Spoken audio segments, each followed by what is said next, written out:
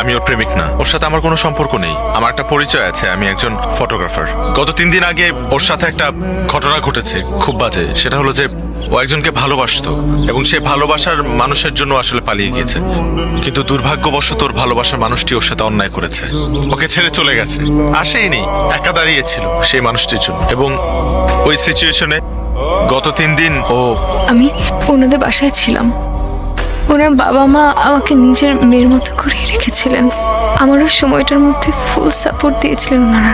শুধু একটা রিকোয়েস্ট আপনাদের 4 জনের কাছে, ওকে না ওই আগের কথাটা আর মনে করিয়ে দিবেন না, ওকে কিছু বলবেন না, কারণ ও আবার আপসেট হয়ে যাবে। থ্যাঙ্কস ব্রাদার, তুমি আমার ফ্যামিলির জন্য যে কাজটা করেছো সেটার জন্য আমার ফ্যামিলি সারা জীবন তোমার কাছে কৃতজ্ঞ থাকবে।